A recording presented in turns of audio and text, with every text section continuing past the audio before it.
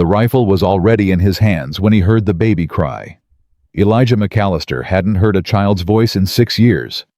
Not since he'd buried his own son in the frozen ground behind the house. Now in the gray light of Thanksgiving morning, that sound cut through him like a blade. He pushed open the barn door. A woman lay in the hay, young, barely breathing. A baby pressed against her chest, both wrapped in nothing but a threadbare shawl. Her eyes opened, terrified, desperate. "Please," she whispered, "don't send us back to him." If you want to know what happens next, subscribe to our channel and follow this story to the very end. Drop a comment telling us which city you're watching from. We'd love to see how far our story travels. The cold had teeth that morning. Eli felt it bite through his coat as he crossed the yard. Lantern in one hand, rifle in the other. Same walk he'd made 1,000 times. Same silence waiting in the barn. 6 years of silence. Then the baby cried. Eli stopped dead. The sound didn't belong here. Hadn't belonged here since Catherine and Samuel. Since the fever took them both in the same week. Since he'd dug 2 graves in ground so frozen it broke his shovel twice. He raised the rifle, pushed the barn door open with his shoulder. "Who's there?" No answer, just that thin, desperate cry. Eli swept the lantern across the stalls. His mare shifted nervous. The milk cow lowed softly. And there in the corner where he kept the old horse blankets. Movement. A woman. Young, maybe 23, 24. She was trying to rise, trying to shield the baby with her body. Her dress was torn at the shoulder. Her lips were blue. The baby in her arms had stopped crying, and that scared Eli more than the crying had. "Please." Her voice cracked like ice. "Please don't send us back, just till dawn. I swear we'll be gone. Please." Eli lowered the rifle. He saw them then. Catherine and Samuel, the family he'd lost, saw them in this desperate girl and her silent baby. His chest went tight. "How long you been out here?" "I don't." She was shaking so hard she could barely speak. "Hours. Maybe more. I don't know." Eli set down the lantern, knelt slowly, keeping his hands where she could see them. The woman flinched, pulling the baby closer. "That child needs warmth," he said quietly. "You both do. We'll be gone by morning. I promise. Just don't." "You ain't going anywhere." He stood, reached for the baby. "Not tonight. Not like this." The woman's arms tightened, every muscle coiled to fight or run. "I ain't gonna hurt you," Eli said. "Or the child. But another hour in this cold you'll both be dead. That what you want?" Silence. The woman searched his face, looking for the lie, the trap, the cruelty she'd learned to expect. She found none. Slowly, so slowly, she released the baby. Eli took the child with hands that remembered how. Small, so small. The baby's skin was cold, but she was breathing. She opened her eyes blue like his Samuel's had been and made a soft sound. "That's it," Eli murmured. "You're all right now." He looked at the woman. "Can you walk?" She nodded, struggled to rise, her legs buckled. Eli caught her with his free arm. "Easy, I got you. I know you can, but you don't have to." He helped her across the frozen yard. The woman leaned on him, too exhausted to pretend strength she didn't have. The baby nestled against his chest, warming slowly. The house rose ahead of them. Lamplight spilled from the kitchen window. "Ain't much," Eli said, "but it's warm." He pushed open the door. Heat rushed out to meet them. The woman made a sound, half sob, half gasp. "Sit," Eli said, guiding her to the chair by the stove. "Don't move." He worked fast, stoked the fire, put milk on to warm, found blankets, the good ones, the ones Catherine had made, wrapped them around the woman first, then took the baby to the heat. The child's lips were losing their blue tinge. Good, good. "What's her name?" The woman looked up. "What?" "The baby. What's her name?" "Lily." Her voice broke on the word. Her name is Lily. Eli looked down at the small face. Lily's eyes had closed. She was sleeping now, warm and safe. Pretty name, he said. He tested the milk against his wrist. Warm enough. He found an old bottle, Samuel's bottle, the one he'd never been able to throw away, and filled it. Can you hold her? The woman nodded, reached out with trembling hands. Eli placed Lily in her arms, then held the bottle steady while the woman fed her. She fed Lily first, didn't take a drop of the warm milk for herself, just held the bottle and watched her daughter drink with eyes that held everything a mother's love could hold. Eli understood what he was seeing. He went to the pantry. Bread, butter, the preserves he'd made last summer, more than one man needed. He set them on the table. Eat. The woman looked at the food, back at him. I can't. Wasn't asking. She ate with one hand, still holding Lily with the other, ate like someone who'd forgotten what full meant. Eli poured coffee, pushed the cup toward her. What's your name? She hesitated. Old habit. Don't give your name, don't let them find you. Abigail, she said finally. Abby. Eli McAllister. He sat across from her. This is my place. Nearest neighbors 5 miles east, town's 8 miles south. Nobody's coming here tonight. Something in her shoulders loosened, just slightly. How'd you find my barn? Followed the road, saw your light. Abby looked down at Lily. I just needed somewhere out of the wind, somewhere she wouldn't freeze. Where you headed? Anywhere. That ain't a place. Abby met his eyes. In the lamplight, he could see the bruise on her cheekbone, fading to yellow at the edges, a week old, maybe more. Away, she said.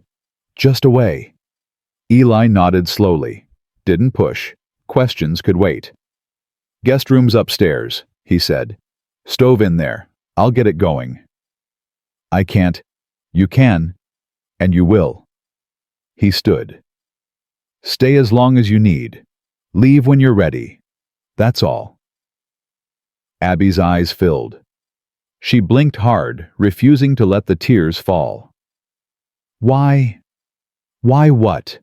Why help us? You don't know me. Don't know what I've done. What I'm running from. Eli looked at her for a long moment.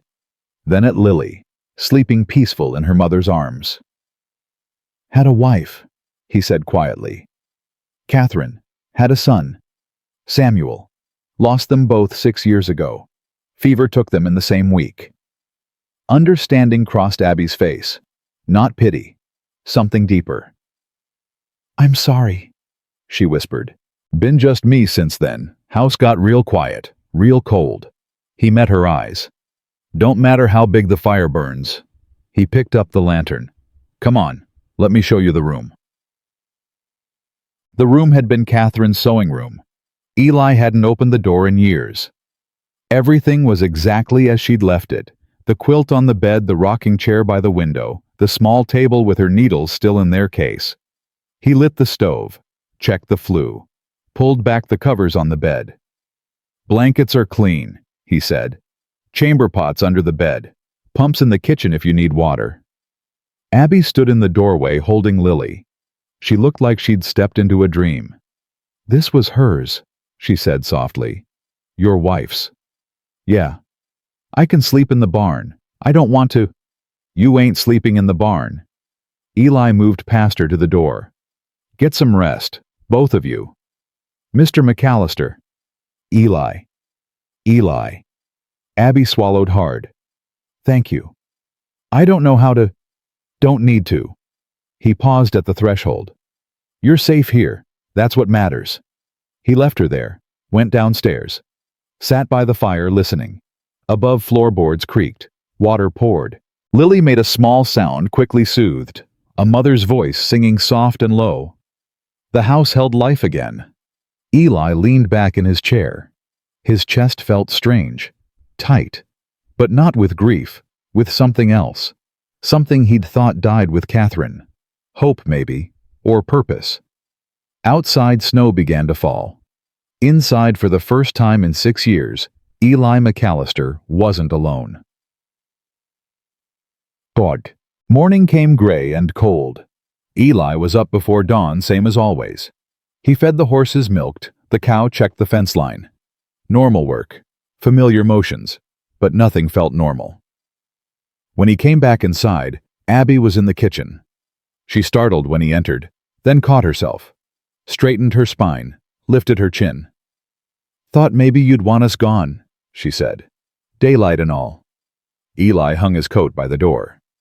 "Storm coming, least that's how the sky looks." It was true. Clouds massed on the horizon, heavy and dark. Abby looked out the window. "I should go before it hits." "Go where?" She didn't answer. Couldn't. "Sit down," Eli said. "I'll make breakfast." "I can do it. Let me—" "You barely slept. Sit." Abby sat, but she watched him move around the kitchen, learning his rhythms, where he kept the flour, how he cracked the eggs, the way he tested the bacon grease before dropping in the batter. "You cook for yourself?" she asked. "Had to learn. Catherine did it before." "She taught you?" "Some. Rest I figured out." He flipped a pancake. "Made a lot of mistakes at first. Burned more than I ate." Abby almost smiled. Almost. Lily woke crying. Abby rose immediately, but Eli held up his hand. "I got it. Finish eating." He crossed to the drawer they'd lined with blankets, safest place he could think of, and lifted Lily out. The baby fussed, then settled against his chest. "She likes being held," Abby said. "Most babies do." "She doesn't usually." Abby stopped, looked at the way Lily was nestling into Eli's shoulder. "She doesn't usually take to strangers." Eli looked down at the small face. Lily yawned, perfectly content.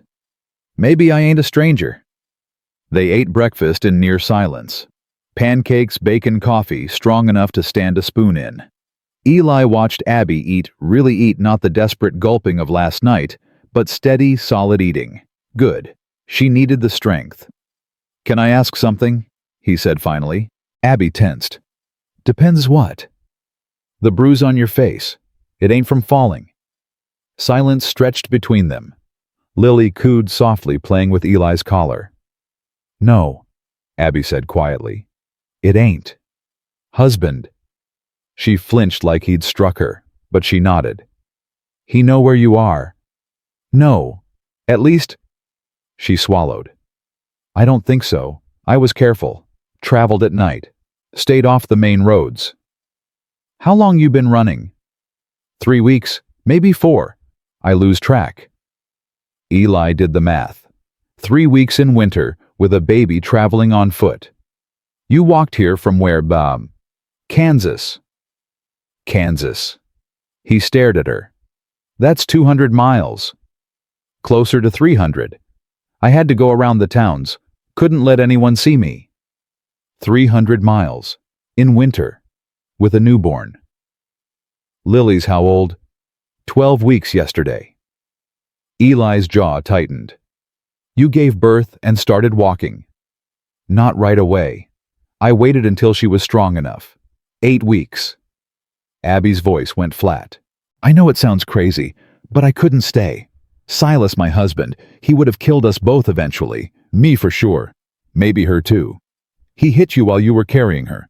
Started when I was 4 months along, got worse after." Eli set down his fork. His hands had started shaking. He pressed them flat on the table. The law says a man can discipline his wife." Abby's smile was bitter. "Silas is rich, owns half the county. His brother's the sheriff." She shook her head. "There is no law, not for women like me." Eli was quiet for a long moment.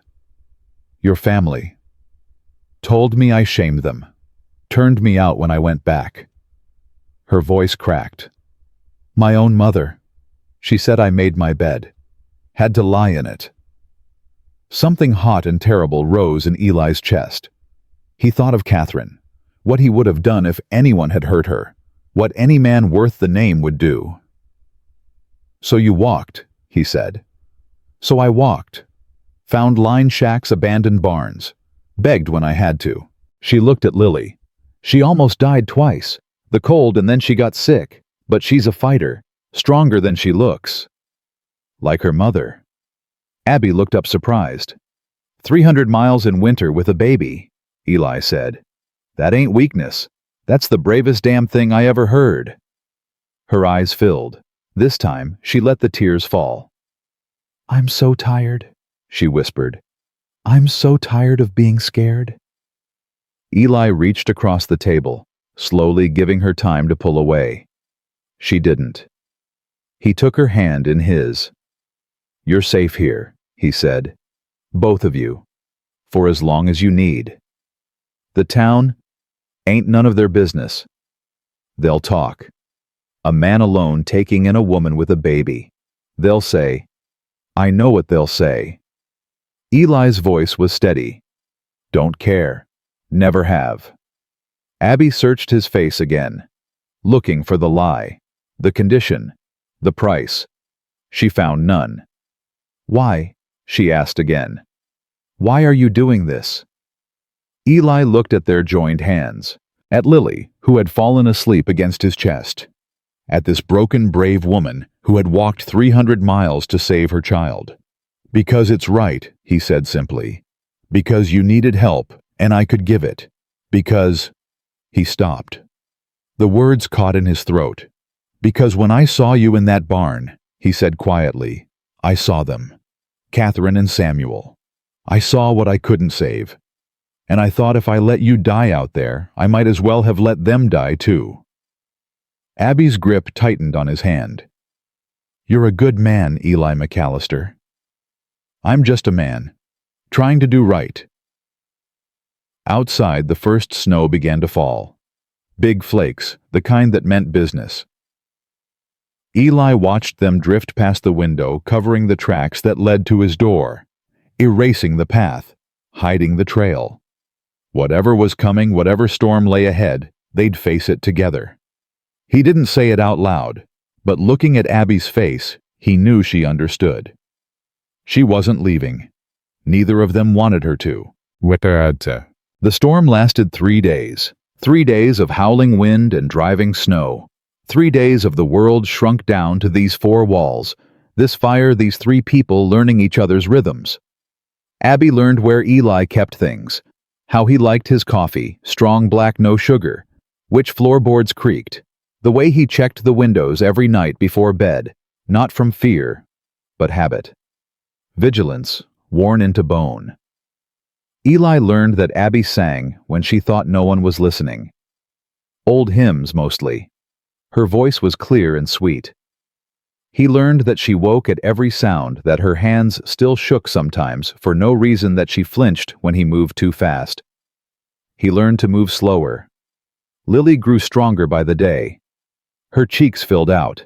Her eyes tracked movement now, following Eli around the room with intense baby focus. She'd started making sounds, not words, just noises, but happy ones. The house felt different. On the second night, the fire burned low. Eli got up to stoke it and found Abby already there, adding wood, careful and quiet. Couldn't sleep, she said.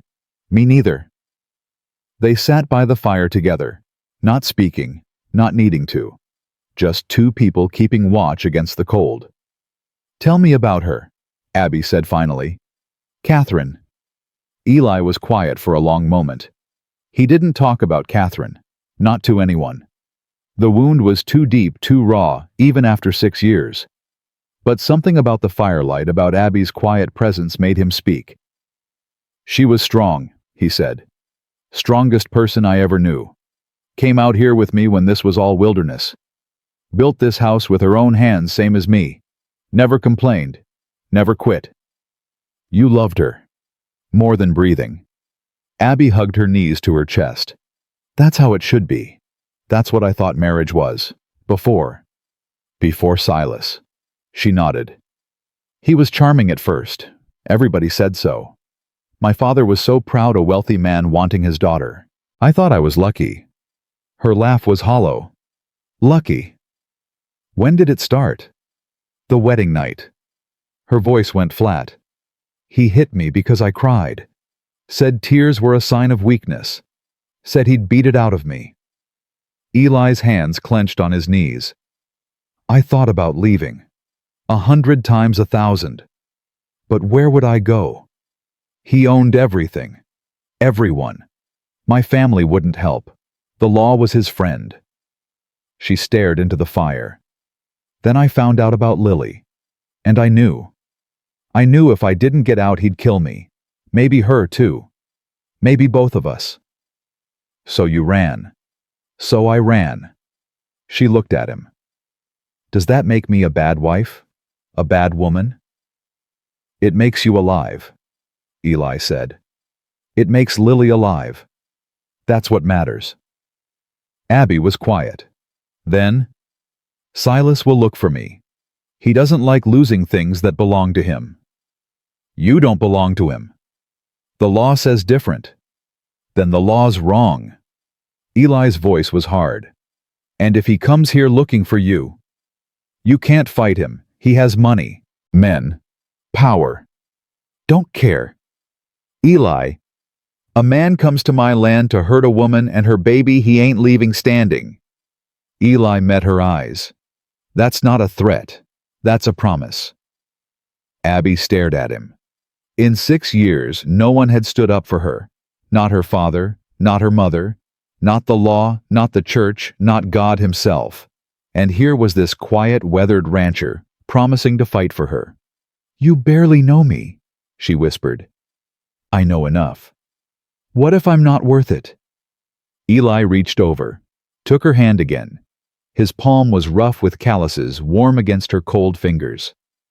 Everyone's worth it, he said. Everyone deserves to be safe, to be protected, to be... He stopped, swallowed. To be home. Abby's tears came then, silent streaming down her face. I haven't felt safe in so long, she said. I forgot what it was like. You're safe now. Am I? Yes. His voice was certain as stone. You're home now, Abby. Both of you. As long as you want to stay. She didn't answer, but she didn't pull her hand away either. They sat there until the fire burned low, until the storm outside finally began to quiet, until the first gray light of dawn crept through the windows. Then Abby stood, wiped her face, straightened her spine. I should check on Lily. I'll make coffee. She nodded, started toward the stairs, then stopped, turned back. Eli. Yeah. Thank you. For everything. For... She gestured helplessly. For being good. Eli looked at her. This woman who had walked 300 miles through winter. This mother who had sacrificed everything for her child. This survivor who refused to break no matter how hard the world tried. You make it easy, he said. Abby smiled then, small, trembling, but real. She went upstairs to her daughter. Eli went to the kitchen to make coffee. And outside, the storm finally broke. The clouds parted. Sunlight spilled across the snow, brilliant and blinding. A new day. A new beginning. But Eli knew deep in his bones that this was only the start. The storm had passed, yes, but another was coming. Silas Thornton wouldn't stop looking for his wife. The town wouldn't stay quiet forever. And the fragile peace they'd built in these 3 days would be tested. He didn't know how. He didn't know when. But it was coming. And when it did, Eli McAllister would be ready. The 4th day dawned clear and cold. Eli was saddling his horse when Abby appeared in the barn doorway. Lily was in her arms, bundled against the chill. Going somewhere? Town. Need supplies. He tightened the cinch. You need anything? Abby hesitated. I shouldn't. You're not asking. I'm offering. She looked at Lily. At her own worn dress, the only one she had. At her boots, held together with prayer and desperation. I can't pay you back, she said quietly. I have nothing. Didn't ask for payment. Eli. He stopped, turned to face her. Listen to me. You walked 300 miles to keep that baby safe. You showed up on my doorstep half dead, and you still fed her before you took a bite. You don't owe me anything. Not now. Not ever." Abby's chin trembled. "People they don't help for nothing. There's always a price." "Not here. Not with me." He met her eyes. "I ain't Silas, Abby. I ain't gonna hurt you. I ain't gonna ask for something you don't want to give. I'm just trying to help. That's all." She was quiet for a long moment. Then, "Will you be safe in town?" "Safe enough." "If anyone asks, I'll say you're my cousin's widow, come to help with the house." "Will they believe that?" "Don't rightly care if they do." He swung up into the saddle. "Lock the door behind me. Don't open it for anyone. I'll be back before dark." "Eli." She stepped forward, looked up at him with those amber eyes that had seen too much and trusted too little. "Be careful, please."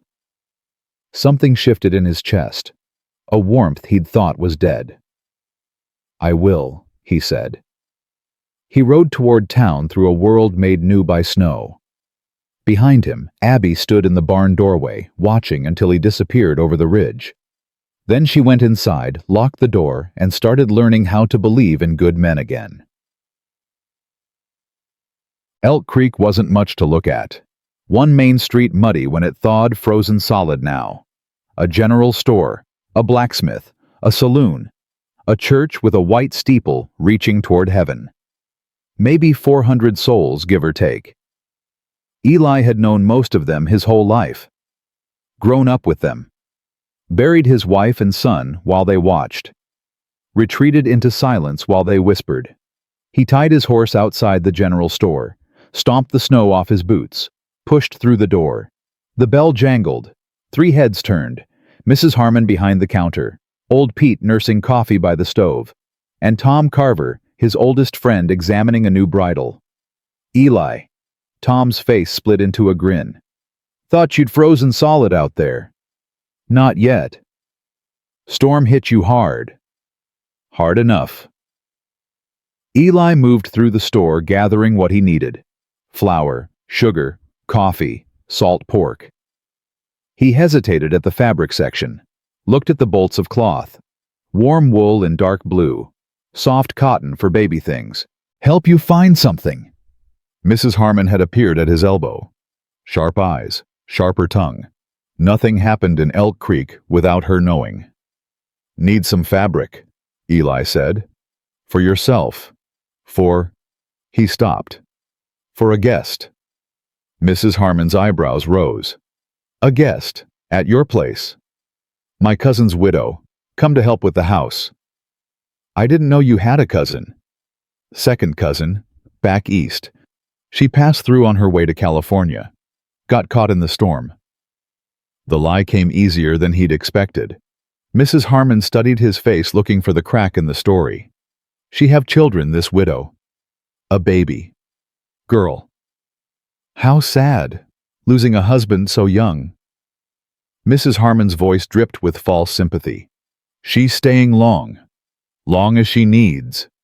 He picked out the blue wool, some white cotton, a length of soft flannel for Lily. Mrs. Harmon wrapped them without another word, but Eli could feel her watching, calculating, already composing the story she'd tell. Tom was waiting outside.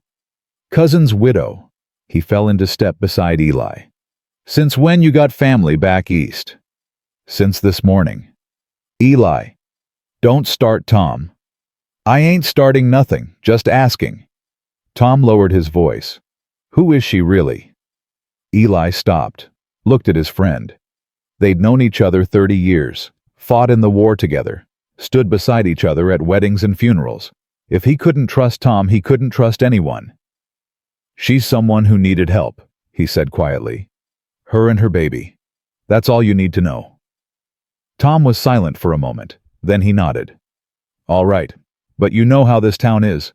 They'll talk." "Let them. It'll make things hard." "Things are already hard." Eli untied his horse. "I appreciate the concern, Tom, but I know what I'm doing." Do you? Eli swung into the saddle, looked down at his friend. For the first time in 6 years, he said, "Yeah, I do." He rode out of town without looking back, but he felt the eyes on him, watching, wondering. The whispers had already started. By nightfall, everyone in Elk Creek would know that Eli McAllister had a woman at his place, and by morning, they'd all have opinions about it. The ride home felt longer than usual. Eli pushed his horse hard, wanting to get back before dark, wanting to make sure Abby was safe, wanting to see her again. That thought caught him off guard. He shook it off. She was a guest, a woman in trouble, nothing more. But when he crested the ridge and saw smoke rising from his chimney, something in his chest loosened. The house looked different now. Not empty, not dead, alive. He rode into the yard. The door opened before he dismounted. Abby stood in the doorway, Lily in her arms. Relief flooded her face. "You're back." "Said I would be." "I know. I just—" She stopped, shook her head. "I was worried." Eli tied off his horse, pulled the supplies from the saddlebags. "No need. Town's quiet. Got everything we need." He carried the goods inside. Abby followed, watching as he unpacked. "What's all this?" "Supplies. Flour, coffee, the usual." He hesitated, then pulled out the fabric. "And this. Figured you might need something warmer. For you and Lily." Abby stared at the cloth. The blue wool, the soft cotton, the flannel for her baby. "You bought this for us." "Store had a sale." Eli. "It ain't charity. You need clothes. Winter's just starting." He set the fabric on the table. "You know how to sew." "Yes, but—" "Then sew. Catherine's machine is upstairs. Still works, far as I know." Abby touched the blue wool. Her fingers trembled. "No one's ever—" Her voice broke. "No one's bought me anything. Not since I was a girl." "Well, now someone has?" She looked up at him, tears shining in her eyes. "Why?" she whispered. "Why are you so kind to me?" Eli didn't have an answer. Or maybe he had too many. He looked at this woman, this mother, this survivor. Looked at the way she held her baby. The way she'd smiled at him that morning, small and hesitant, like she'd forgotten how. "Because you deserve it," he said finally. "That's reason enough." Abby set Lily in the drawer cradle they'd made, crossed the kitchen, stood before him close enough to touch. "Thank you," she said, "for everything, for the barn, for the room, for this." She gestured at the fabric. "I don't know how to repay you." "Already told you. Don't need repaying." "But I want to. I want to—" She stopped, took a breath. "Let me cook tonight. Please.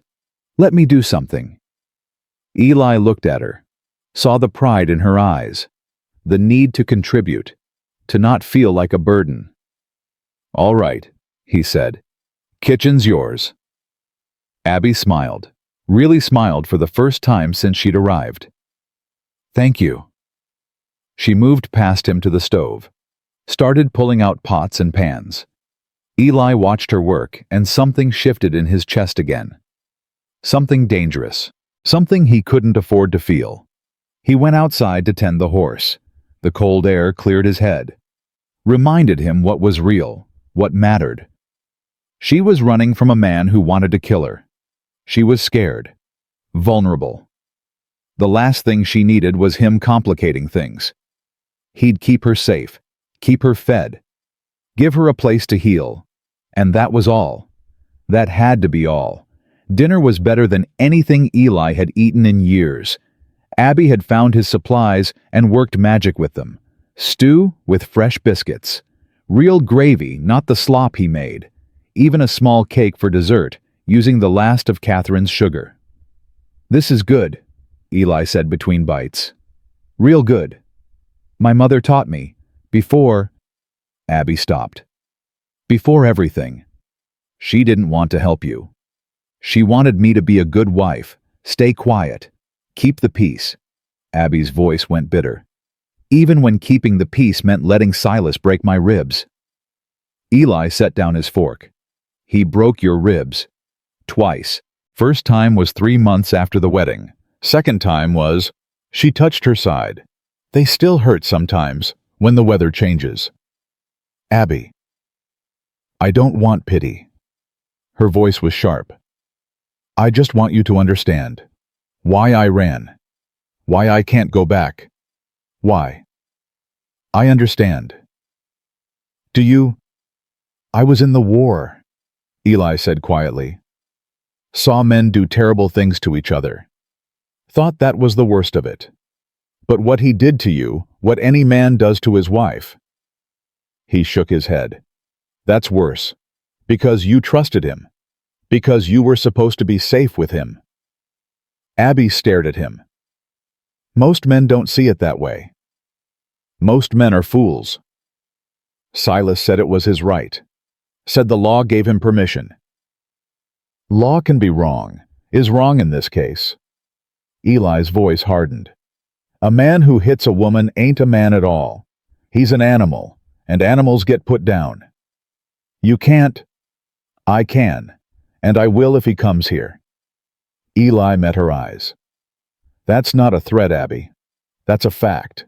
She was quiet for the long moment. Then, you really mean that? Every word.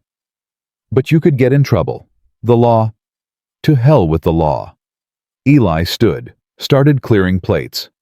Man comes onto my land to hurt a woman and child under my protection, he gets what's coming. Don't care what any judge says about it. Abby rose to help him. They worked side by side at the wash basin, her washing him drying. Domestic, normal, like they'd done it 1,000 times. Eli. Yeah, I'm scared.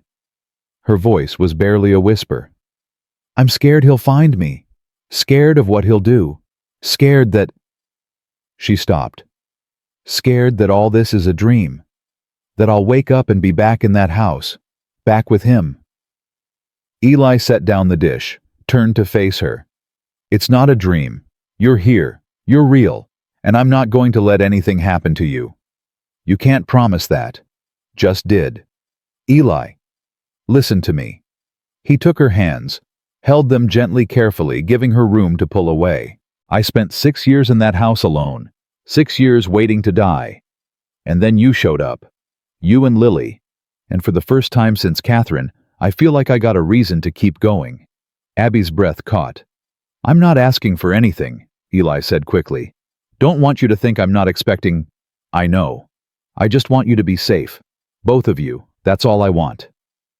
Abby looked at their joined hands, at his weathered fingers wrapped around hers. And if I want more, she whispered. Eli's heart stopped. Abby. I'm not saying I don't mean... She shook her head. I don't know what I mean. I just know that when I'm with you I feel safe. For the first time in years, maybe ever. That's just gratitude. It'll pass. No. Her voice was certain. It's not gratitude. It's something else. They stood there, hands joined the firelight flickering on their faces. The moment stretched. Eli felt himself leaning toward her, drawn by something stronger than reason. Then Lily cried. Abby pulled away. I should... Yeah.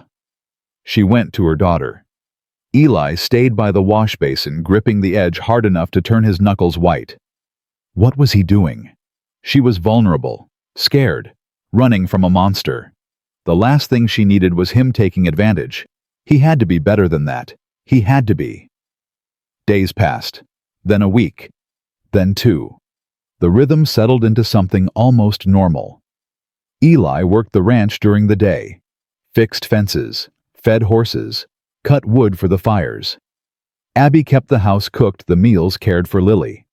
They learned each other's silences. Eli learned that Abby hummed while she worked. Old songs, hymns, lullabies. He learned that she liked her coffee with cream, that she read every book he had twice over, that she talked to Lily, constantly narrating the world for her daughter. Abby learned that Eli woke before dawn every day, that he checked the locks 3 times before bed, that he sometimes stood at the window, staring at nothing, lost in memories he wouldn't share. They didn't talk about that moment in the kitchen, didn't acknowledge the spark that had passed between them. But it was there, in every accidental touch, every lingering glance, every charged silence. Lily grew stronger, started smiling more, started reaching for Eli whenever he came near. "She wants you," Abby said one morning, holding out the fussing baby. Eli took Lily without thinking, settled her against his chest. She grabbed his collar, babbling happily. "She likes you," Abby said softly. "She's got poor judgment." "She's got excellent judgment." Abby watched them together. "You're good with her." "Had practice. With Samuel." The name hung in the air. Eli rarely spoke of his son. The wound was still too raw. "Tell me about him," Abby said gently. Eli was quiet for a long moment. Then, he had Catherine's eyes, brown like honey in sunlight, and her laugh. God, that laugh. His voice roughened. "He was 3 when the fever came. 3 years old. Barely started living." "I'm sorry." "Me too." Eli looked down at Lily. "Sometimes I look at her and I see him. Not the same, but similar. That age, that innocence. Does it hurt? Yeah. But it's a good hurt." He met Abby's eyes. "She reminds me what I lost, but she also reminds me what I could have again." Abby's breath caught. "Eli!" The door banged open. Both of them jumped. Eli shoved Lily into Abby's arms, reaching for the rifle he kept by the door. "Easy, easy." Tom Carver stood in the doorway, hands raised. "Just me." Eli lowered the rifle. "Damn it, Tom, I could have shot you." "Probably deserved it. Should have knocked." Tom's eyes found Abby, found Lily. His expression shifted. "So, the cousin's widow." "Tom." "Save it." Tom stepped inside, closed the door. "I ain't here to judge. I'm here to warn you." "Warn me about what?" "Town's talking, Eli, and not just idle gossip." Tom glanced at Abby. "Mrs. Harmon's been running her mouth. Says it ain't natural a man your age taking in a young woman. Says there must be something improper going on. Let her say what she wants. It ain't just her. Reverend Crane's been making noises too, talking about sin and propriety and the moral decay of unmarried cohabitation." Tom shook his head. "He's working people up, getting them worried." Eli's jaw tightened. "Reverend Crane can mind his own business." "That's never been his strong suit." Tom looked at Abby again. "Ma'am, I don't mean any disrespect, but if there's anything at all that might cause trouble if it came out—" "She's running from her husband," Eli said flatly. Tom went still. "What?" "He beat her. Would have killed her and the baby. She ran. Ended up here." "Good Lord." Tom stared at Abby. "I'm sorry, ma'am. I didn't know.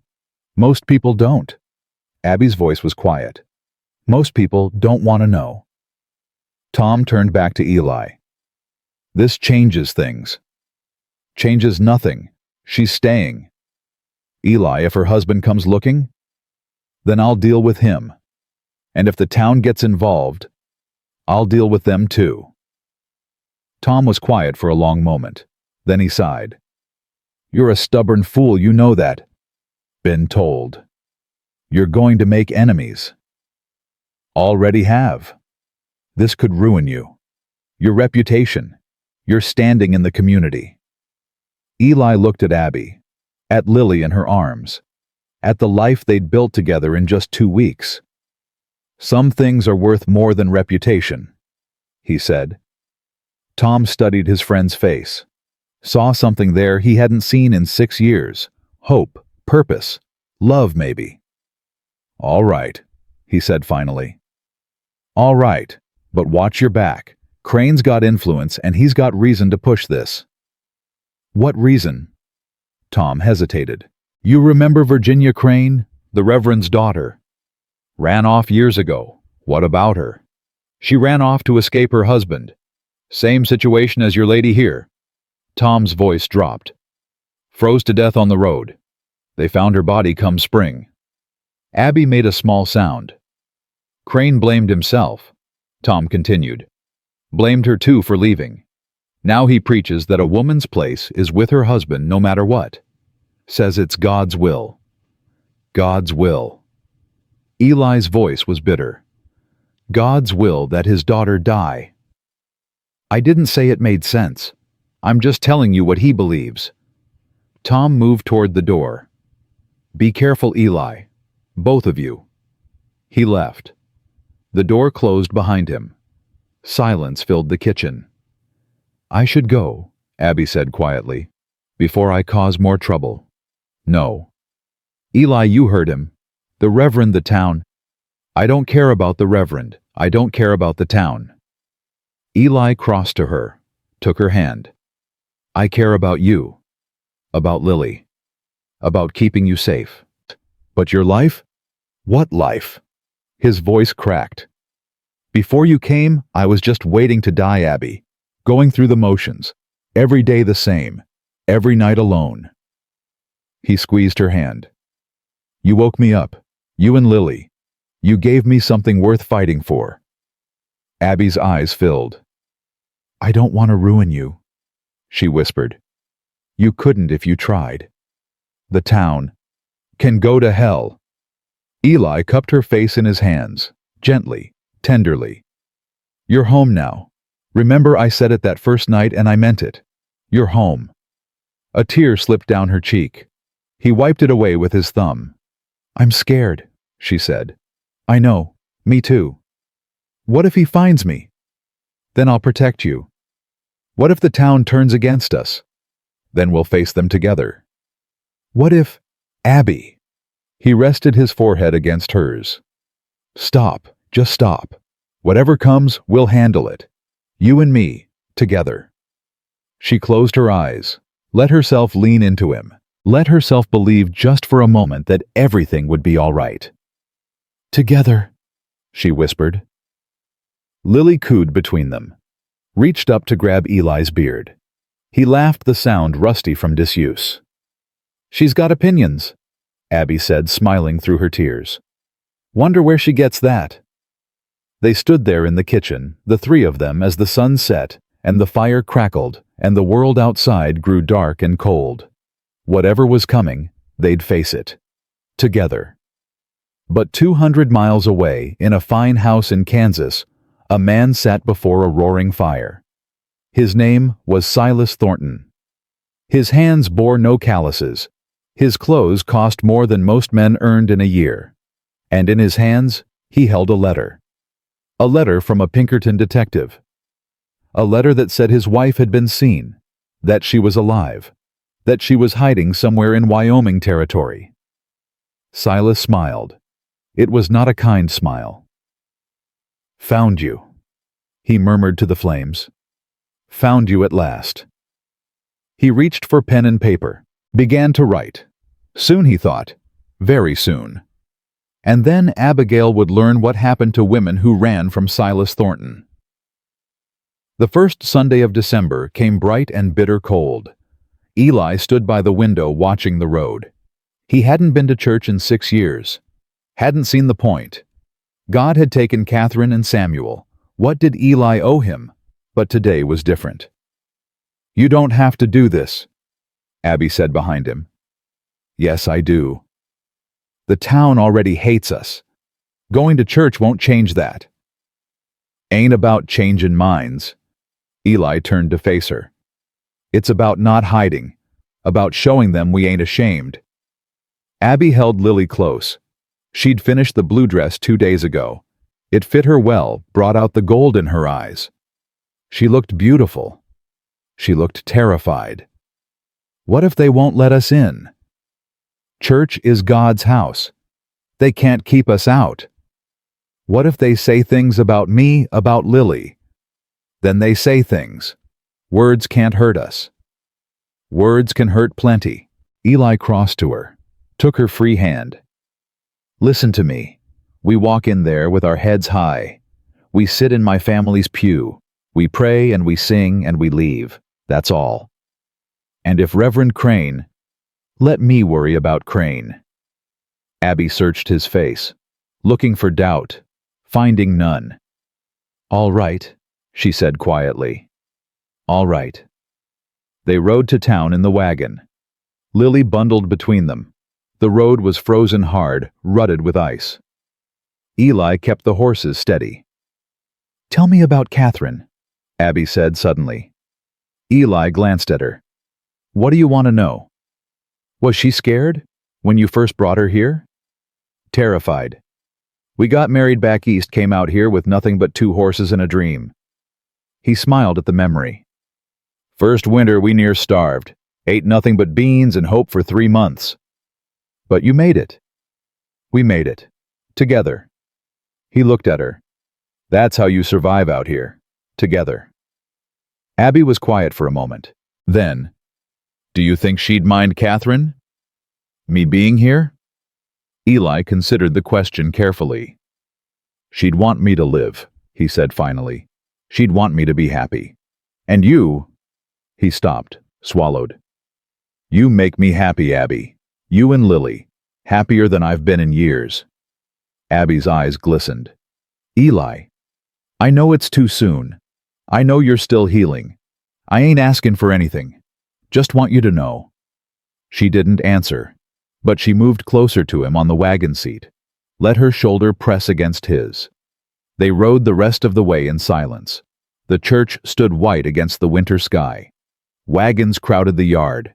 Families in their Sunday best milled about talking, laughing, until they saw Eli's wagon.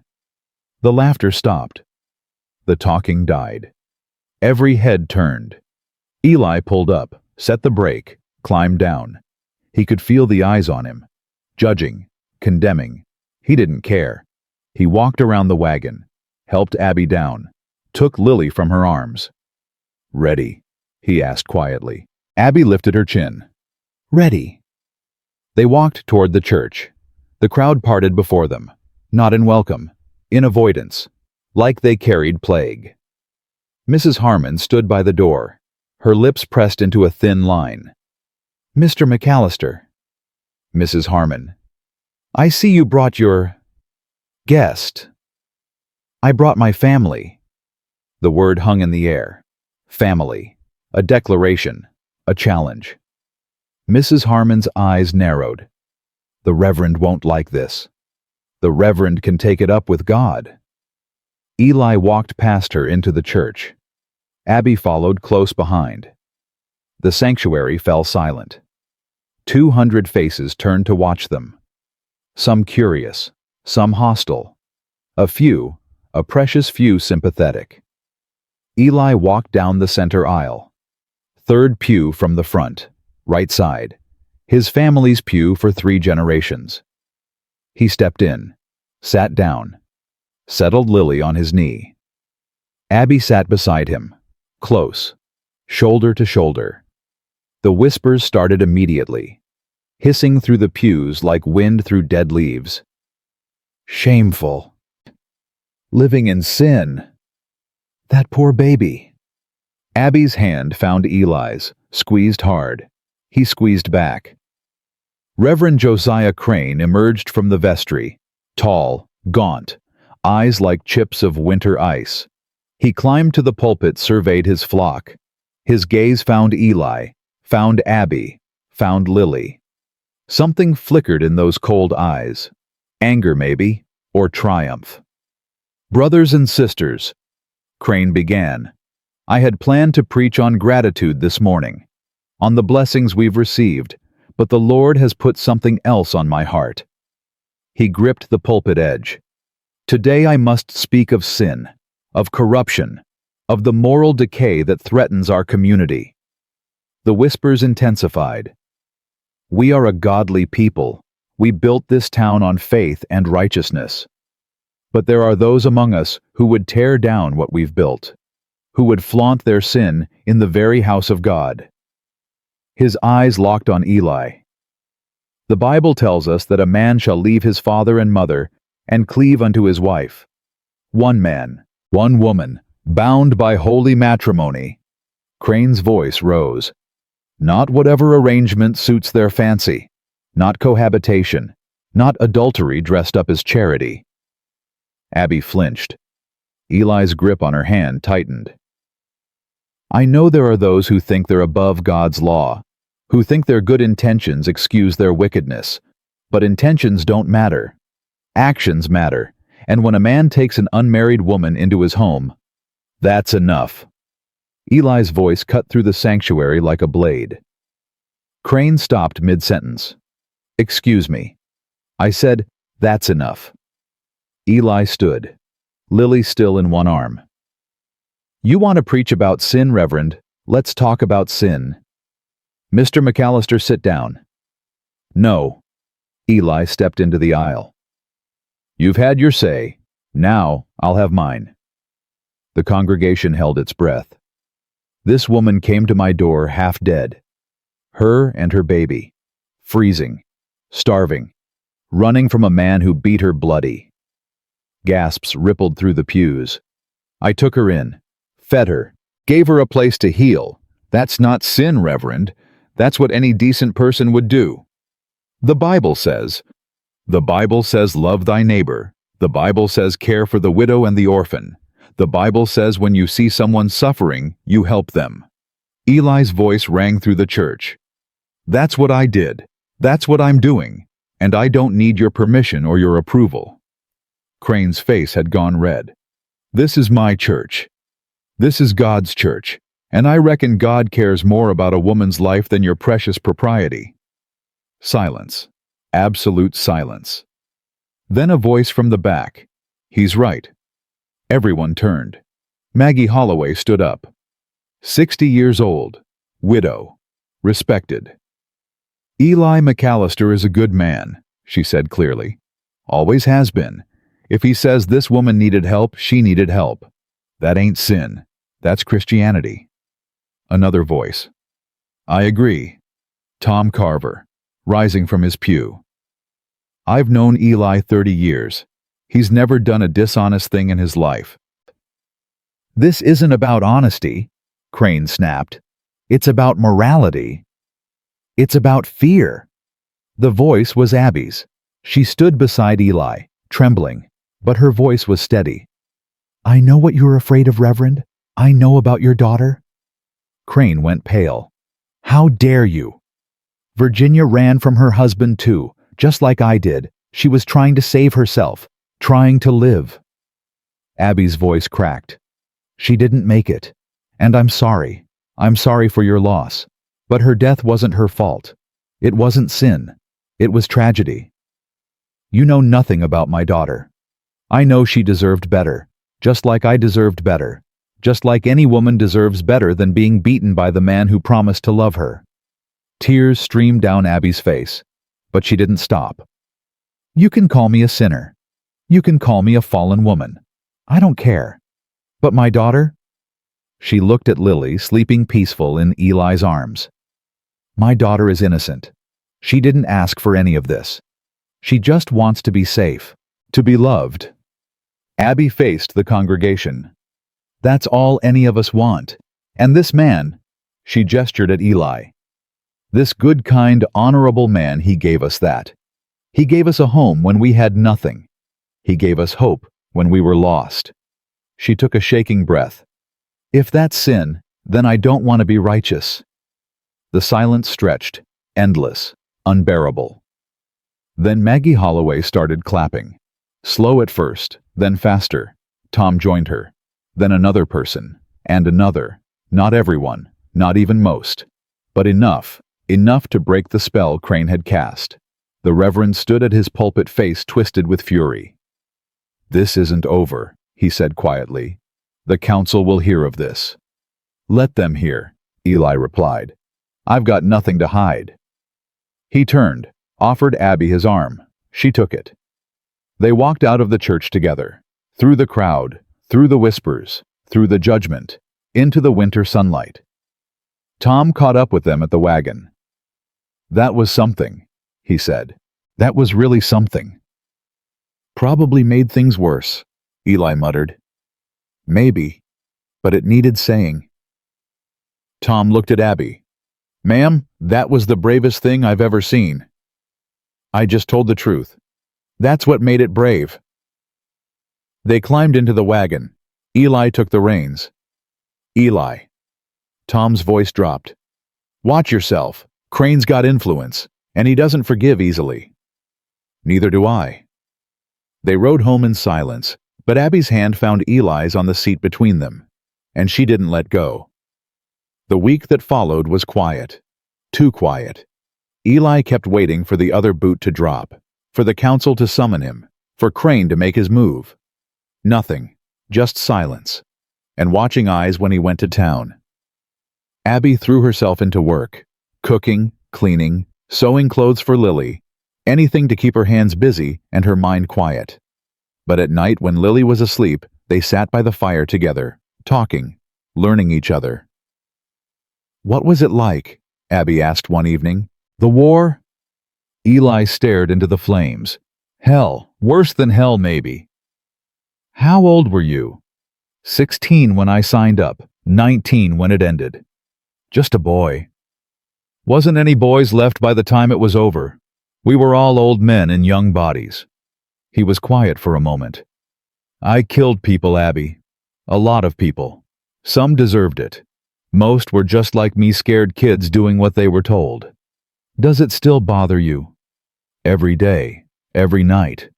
He looked at her. "That's why I hate violence now. Seen too much of it.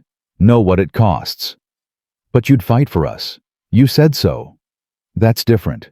That's protection. That's—" He stopped. "I'd die before I let anyone hurt you or Lily. That's not violence. That's love."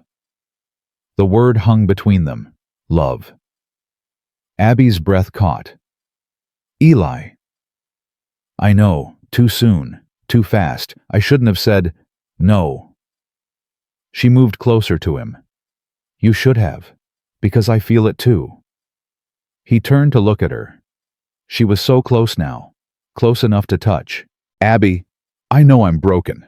I know I've got baggage. I know you didn't ask for any of this. Stop." He cupped her face in his hands. Gently. Like she was something precious. "You're not broken. You're the strongest person I've ever met. And I didn't ask for this, no. But I'm grateful for it. More grateful than you'll ever know." Abby's eyes filled with tears. "I don't deserve you," she whispered.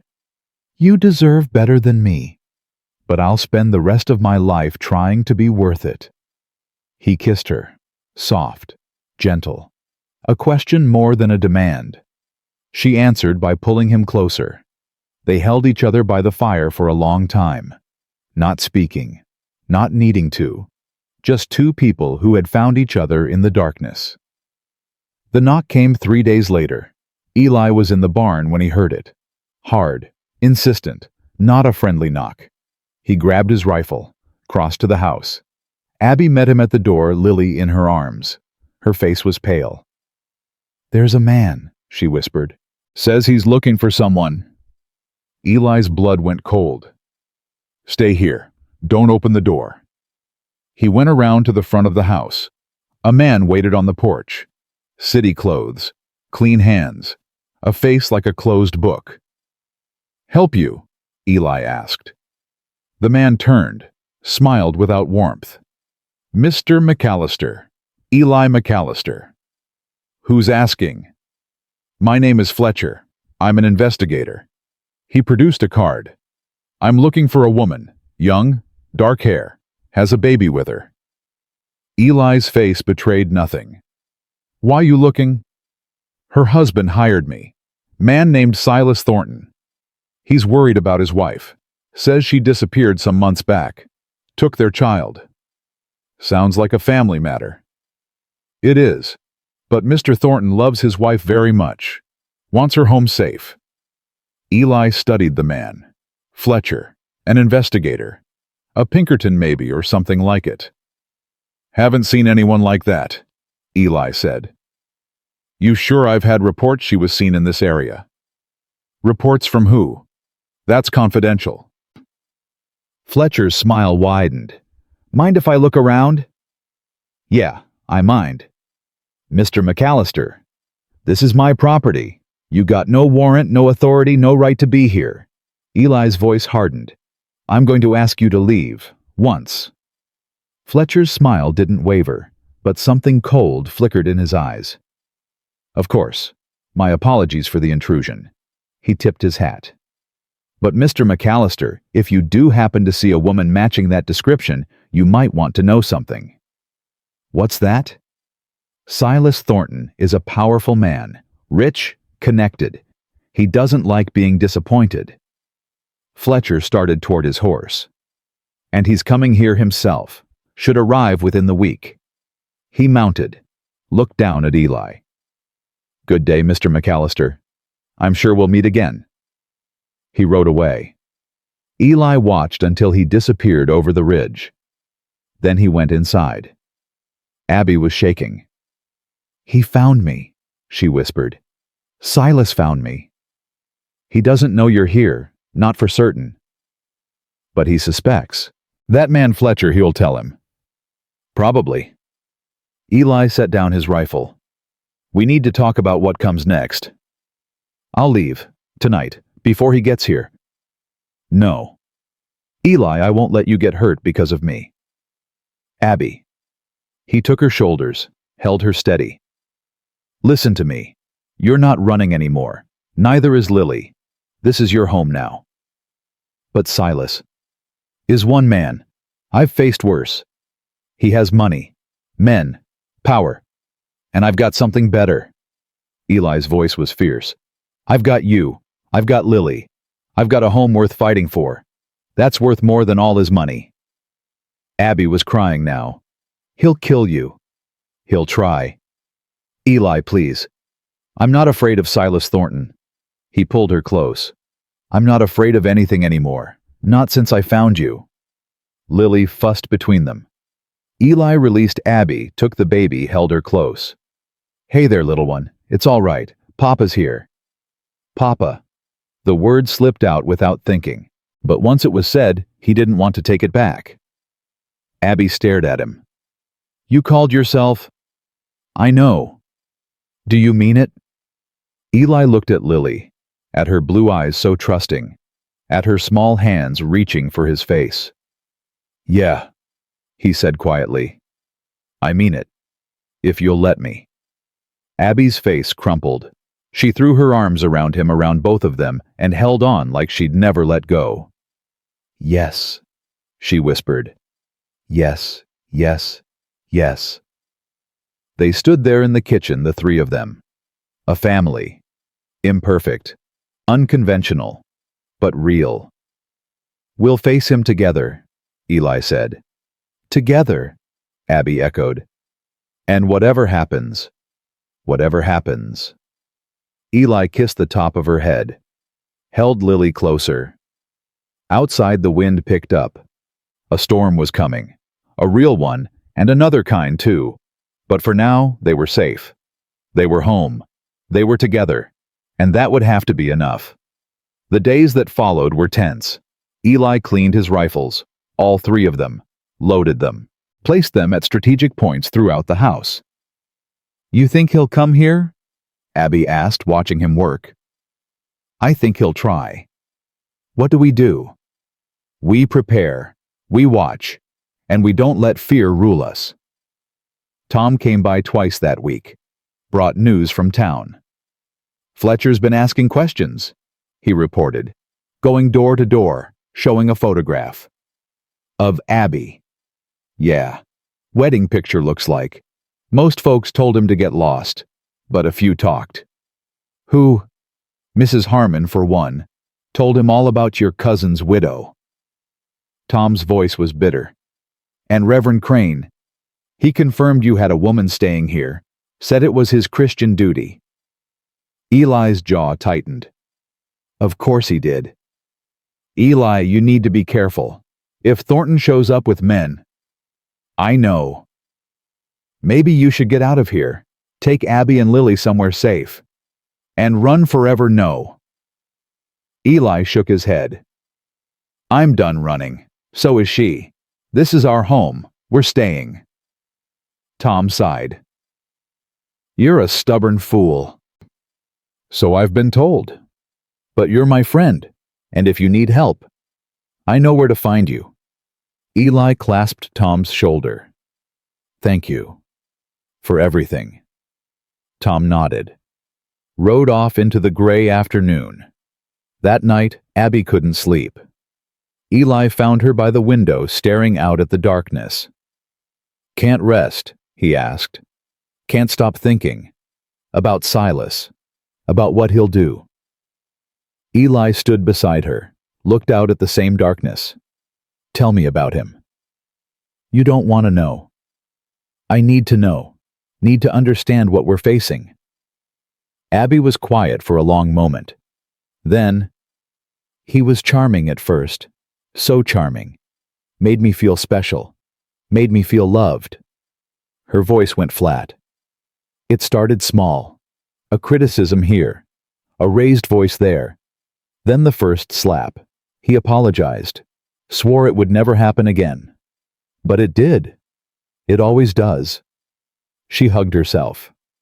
He's smart, Silas. Never hits where it shows. Never loses control in public. Everyone thinks he's wonderful. A pillar of the community. A generous man. But you know the truth. I know the monster behind the mask. Abby's voice hardened. He'll come here with a smile. He'll be polite, reasonable. He'll say he just wants to talk, just wants his wife back. And then when no one's watching, he'll make me pay, for running, for embarrassing him, for daring to leave. She turned to face Eli. He won't stop, Eli. He'll never stop, not until I'm dead or back under his control. There's a third option. What? Eli met her eyes. He stops. Permanently. Abby's breath caught. You can't mean... I mean I'll do whatever it takes to keep you safe. Whatever it takes. Eli, I don't want you to become a killer because of me. I was a killer long before I met you. His voice was quiet. The war made sure of that. But I've never killed anyone who didn't deserve it. And if Silas Thornton comes here meaning harm to you or Lily... He didn't finish the sentence. He didn't have to. Abby reached up, touched his face. I love you, she said. God help me, I love you. I love you too. He pulled her close. And I'll prove it. Whatever comes. They held each other in the darkness. Outside the wind howled. Inside for one more night they were safe. But morning was coming. And with it, the reckoning. He came on a Thursday. Eli was mending fence when he saw the riders. 3 of them, coming slow down the main road, taking their time, like they owned the land and everyone on it. He set down his tools, wiped his hands on his trousers, started walking toward the house. Abby met him at the door. Her face was white. It's him, she whispered. I saw from the window. It's Silas. Take Lily upstairs, lock the door, don't come down no matter what you hear. Eli. Go, now.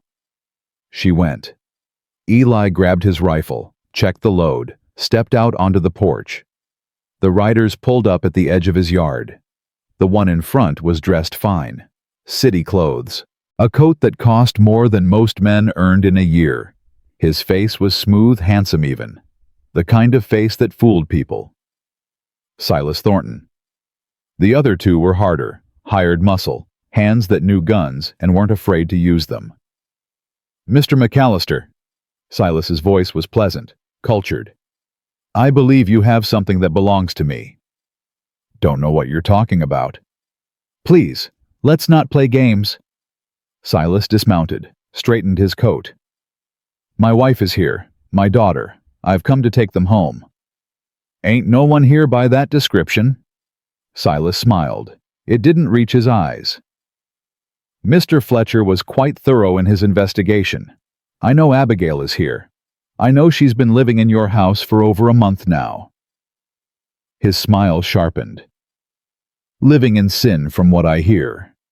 Though I suppose that's hardly surprising, given her character. Eli's grip tightened on the rifle. You need to leave. I'll leave when I have what's mine. Nothing here belongs to you. My wife belongs to me. My daughter belongs to me. The law says so. Silas took a step forward. Now, I'm a reasonable man. I don't want trouble. Just give me my family and I'll be on my way. She ain't your family, not anymore. Something flickered in Silas's eyes. Something cold and dangerous. I beg your pardon. You heard me. Woman who runs 300 miles in winter to get away from you. She ain't your wife. She's your victim. How dare you? I dare because I've seen what you did to her. Seen the bruises. Heard the stories. You're not a husband. You're a monster. Silas's pleasant mask slipped. Just for a moment. Long enough to show the rage underneath. You don't know what you're talking about. I know exactly what I'm talking about. And I'm telling you now, you're not taking her. Not today. Not ever. She's my wife by law. Law don't matter out here. What matters is what's right. Eli raised the rifle. And what's right is you getting back on that horse and riding away. The two hired men reached for their guns. Easy, Silas said, holding up his hand. Let's not be hasty. He studied Eli, calculating, reassessing. You're serious, he said. You'd actually shoot me over some worthless woman. She ain't worthless, and yeah, I would. Over a woman who spread her legs for the first man who... Eli cocked the rifle. Silas stopped talking. You say one more word about her. Eli said quietly. And I'll put a bullet between your eyes. Then I'll do the same to your friends. And then I'll ride into town and tell everyone how 3 men came to my property meaning harm, and how I defended myself. Who do you think they'll believe, a stranger from Kansas? Or a man whose family has been here 4 generations? Silas's face had gone pale. You're bluffing. Try me. The silence stretched. The wind picked up cold and sharp. The horses shifted nervously. Finally, Silas took a step back. This isn't over, he said. I have rights. The law. The law's 8 miles south. You want to involve them, go ahead. But right now you're on my land, and I'm telling you to leave. Silas stared at him for a long moment. Then he smiled. That cold, empty smile. Very well. I'll leave. For now. He mounted his horse. But I'll be back, Mr. McAllister, with a judge, with a warrant, with whatever it takes. You do that. And when I do, Silas's voice dropped. When I do, I'll make sure you pay for this. You and her both. He wheeled his horse, rode away. His men followed. Eli stood on the porch until they were out of sight. Then he lowered the rifle. His hands were shaking. Eli. Abby's voice. Trembling. She was at the door, Lily in her arms. I told you to stay upstairs. I couldn't. I had to know. She stopped. Is it over? For now? But he'll come back. Yeah, he will. Abby's face crumpled. I should run. Before he comes back with the law. No. Eli, please. I said no. He turned to face her. We're not running. We're not hiding. We're going to fight this. How? He has money, power, the law on his side. And we have the truth. Eli took her hand. We have each other. We have people willing to stand with us. Do we? Let's find out. He rode into town that afternoon. Tom was at the blacksmith shop. Eli, tied off his horse, walked in. Need your help. Tom looked up from the forge. What happened? Silas Thornton came to my place this morning, threatened to take Abby by force. Good Lord, is she all right? For now, but he's coming back. Said he's going to get a judge a warrant. Tom set down his hammer. What do you need? I need to know who in this town will stand with me, and who won't. Eli. I'm not asking anyone to fight, just to tell the truth. about what they've seen, about who Abby is, who I am.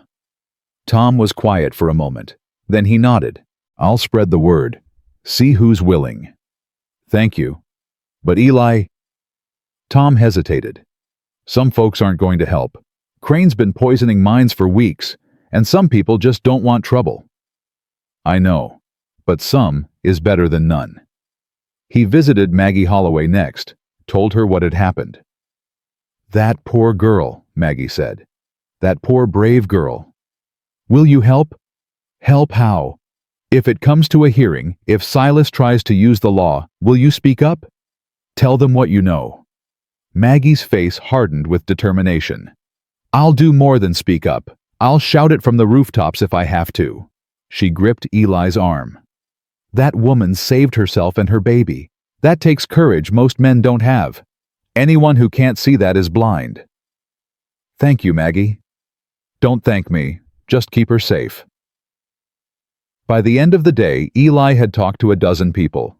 Some agreed to help. Others looked away. A few flat out refused.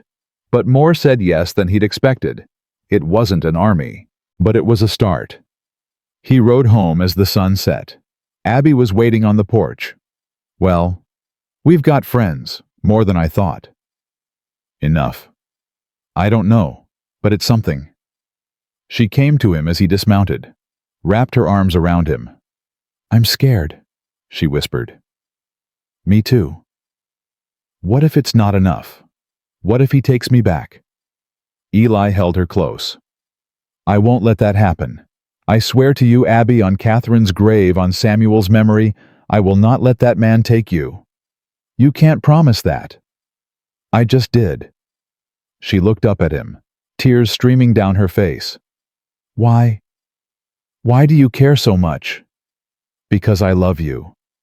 The words came easily now. Because you and Lily are my family. Because I spent 6 years in the dark and you brought me back to life. Eli. I'm going to marry you, Abby, soon as this is over, if you'll have me. Her breath caught. What? Marry me. Make it official. Make it legal. He cupped her face in his hands. Then Silas can go to hell. You'll be my wife. Lily will be my daughter. And there won't be a damn thing he can do about it. You want to marry me? After everything, all the trouble I've brought? You've brought me back to life. That ain't trouble. That's salvation. Abby was crying openly now. Yes, she whispered. Yes, I'll marry you. Eli kissed her. Deep. True. A promise sealed with more than words. When they finally broke apart, Abby laughed through her tears. We're really doing this. We're really doing this. When? Soon as possible. Tomorrow, if we can find someone to do it. Not Reverend Crane. Hell no. Eli actually smiled. There's a justice of the peace 2 towns over. Owes me a favor. Then let's go. Tonight. Tonight. Why wait? Every day we delay is another day Silas has to stop us. Eli looked at her. At the determination in her eyes. At the woman who had walked 300 miles to save her daughter. All right, he said. Tonight. They left within the hour. Tom agreed to watch the place while they were gone. Didn't ask questions, just nodded and wished them luck. The ride took 3 hours in the dark. Lily slept the whole way bundled warm between them. Judge Walter Hendricks lived in a small house on the edge of Clearwater. Eli had helped him through a hard winter 10 years back. Never asked for payment. Tonight he called in the debt. You sure about this? Hendricks asked, looking at Abby. Marriage is a serious thing. We're sure, Eli said. And the lady, she's willing? More than willing. Abby's voice was strong. I love this man. I want to be his wife. Hendricks studied them both for a long moment. Then he nodded. All right then. Let's do this proper. The ceremony was simple. No flowers. No music. Just 2 people standing in a kitchen at midnight pledging their lives to each other. Do you, Elijah McAllister, take this woman to be your lawfully wedded wife, to have and to hold from this day forward for better, for worse, for richer, for poorer, in sickness and in health, until death do you part? I do. And do you, Abigail Thornton, take this man to be your lawfully wedded husband, to have and to hold from this day forward, for better, for worse, for richer, for poorer, in sickness and in health, until death do you part? Abby's voice didn't waver. I do. Then by the power vested in me by the territory of Wyoming, I pronounce you husband and wife. Hendricks smiled. You may kiss your bride. Eli kissed her. Gentle, reverent, like she was something precious, because she was. Congratulations, Mr. and Mrs. McAllister. Mrs. McAllister. Abby laughed, cried, both at once. We did it, she whispered. We actually did it. We did. Now what? Now we go home, and we wait. They rode back through the night, husband and wife now, a family in truth as well as heart. But both of them knew the real fight was just beginning. Silas came back 3 days later. This time he brought the law. Deputy Daniel Shaw rode at the head of the group, young, nervous, clearly uncomfortable with the whole situation. Behind him came Silas Fletcher, the investigator, and 2 more hired men. And behind them, in a covered wagon, came Reverend Crane. Eli met them on the porch, rifle in hand. Abby stood beside him now. She'd refused to hide. If we face this, she'd said, we face it together. Mr. McAllister. Deputy Shaw tipped his hat. Sorry to bother you. What's this about, Deputy? Mr. Thornton here has filed a complaint. Says you're harboring his wife and child. Says she was kidnapped. She wasn't kidnapped. She ran. To save herself and her baby from a man who beat her. That's a lie, Silas said smoothly. My wife is confused. She's had episodes before. Hysteria. I've tried to get her help. I am not hysterical. Abby's voice rang clear. And I am not his wife. Not anymore. She held up her hand, the simple gold band Eli had put there 3 days ago. I'm married to Eli McAllister, legally, properly. Judge Hendricks performed the ceremony himself. Silas's face went white. That's not possible. I have the certificate. Eli produced the paper. Signed, witnessed, legal. Deputy Shaw took the document, examined it carefully. This looks legitimate, he said slowly. It doesn't matter. Silas's voice had gone hard. She was still married to me when she... No, she wasn't. Abby stepped forward. I filed for divorce in Kansas before I left, on grounds of extreme cruelty. You had no right. I had every right. You broke my ribs, Silas. You knocked out my teeth. You told me you'd kill me if I ever tried to leave. Her voice shook, but she didn't stop. I have witnesses. I have a doctor who treated my injuries. I have records. This is absurd. Deputy, arrest this man. On what charge? Deputy Shaw looked uncomfortable. Ma'am, do you want to go with Mr. Thornton? No. Are you being held here against your will? No. This is my home, my husband, my choice. Shaw turned to Silas. I'm sorry, sir. Without evidence of a crime, there's nothing I can do. The crime is adultery. The crime is theft of my property. A wife ain't property, a voice called out. Everyone turned. Tom Carver rode up the road. Behind him came Maggie Holloway in her wagon. Behind her, more wagons, more riders.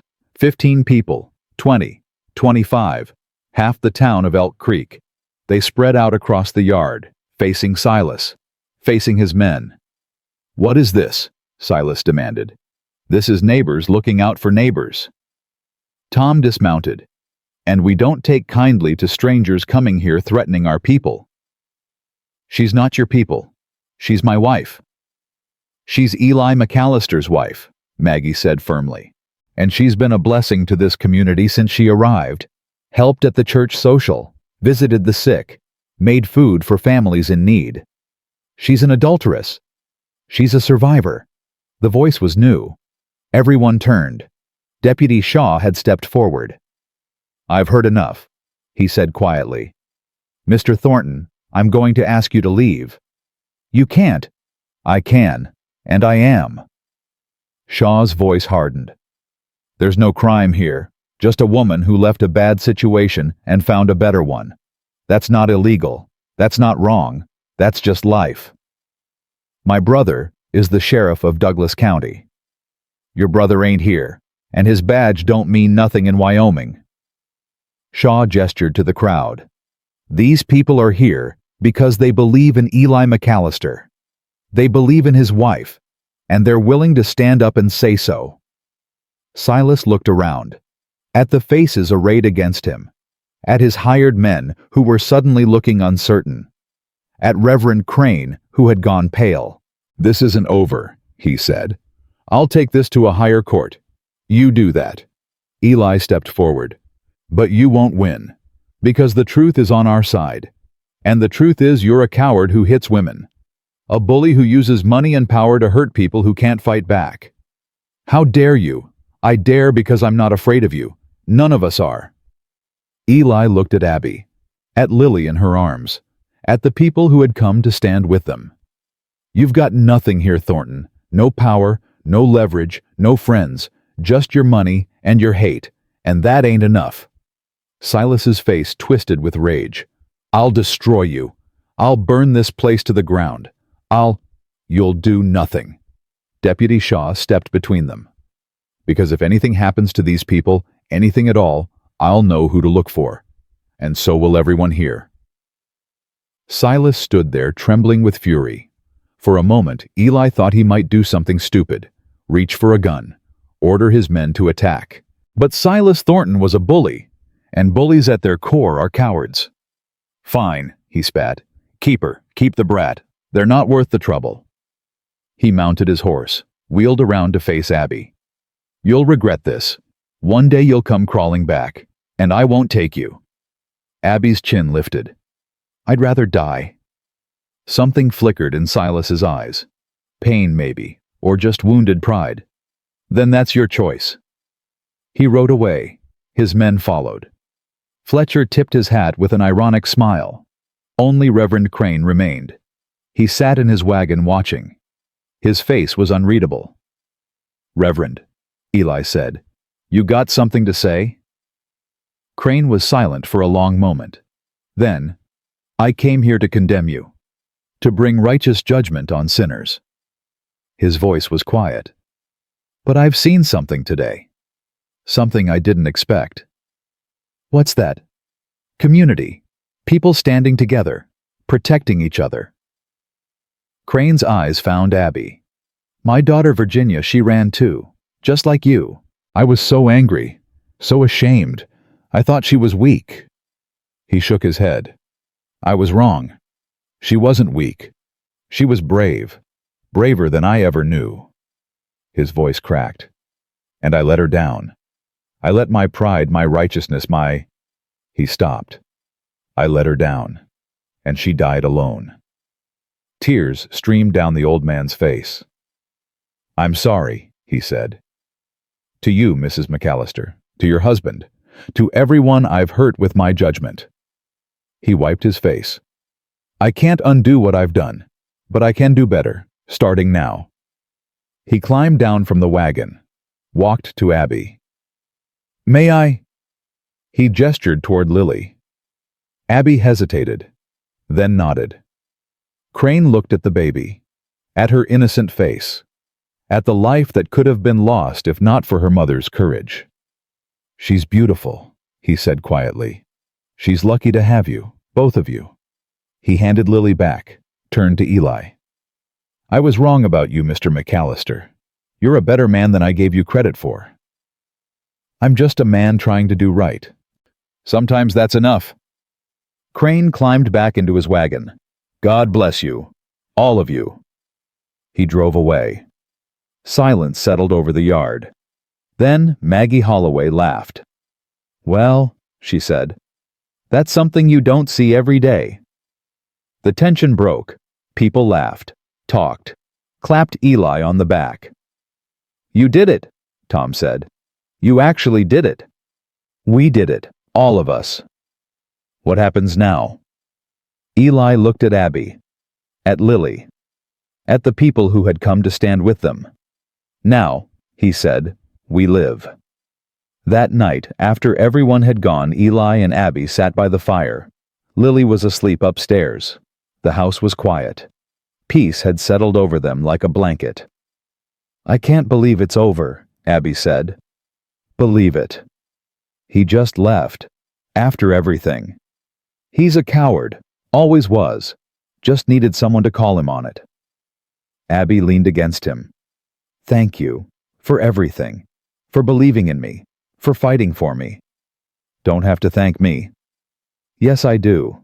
You saved my life, Eli. You saved Lily's life. You saved mine first." He put his arm around her. "Before you came, I was just existing, going through motions, waiting to die. You gave me a reason to live again. We saved each other." "Yeah, I reckon we did." They sat there watching the flames. "What now?" Abby asked. "What do you mean?" "I mean, what do we do with our lives, with our future?" Eli considered the question. "We live," he said finally. "We raise Lily. We work the land. We build something good. That's it. That's everything."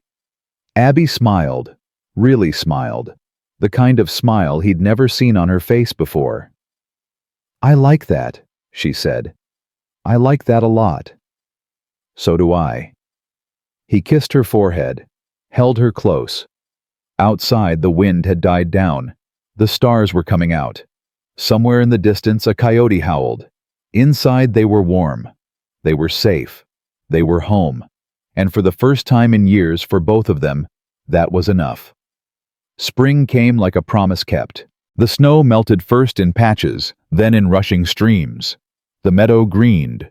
Birds returned to the barn eaves building nests, singing songs Eli hadn't heard in years. The world came back to life. So did they. Eli woke that first warm morning to find Abby already up standing at the window. Sunlight caught her hair, turned it to gold. She was smiling. "What are you looking at?" he asked, coming up behind her. "Everything." She leaned back against him. "It's so beautiful." "It is now." She turned in his arms, kissed him softly. "Good morning, husband. Good morning, wife." The words still felt new, precious. Every time he said them, something in his chest loosened a little more. Lily woke crying. Abby went to her and Eli followed, watching as his wife lifted their daughter from the cradle. "Good morning, sweet girl. Did you sleep well?" Lily babbled happily, reached for Eli's face. "Pa," she said. Eli went still. "Did she just—" "Pa," Lily said again, laughing. "Pa, papa." Abby's eyes filled with tears. "Her first word," she whispered. "Oh, Eli." He took Lily from her arms, held her close. This child who wasn't his by blood, but was his in every way that mattered. "That's right, baby girl. Papa's here." Lily patted his face, giggled, said it again. "Pa." Something broke open in Eli's chest, something that had been closed for 6 years. He felt the tears come, and didn't try to stop them. "I love you," he said to Lily, then to Abby. "I love you both. So much." Abby wrapped her arms around them, the three of them standing in the morning light holding each other. A family, finally, completely. The days that followed were full of work. There was fencing to mend, fields to plow, a garden to plant. Eli threw himself into the labor, but it felt different now. Not like punishment, like purpose. Abby worked beside him when she could.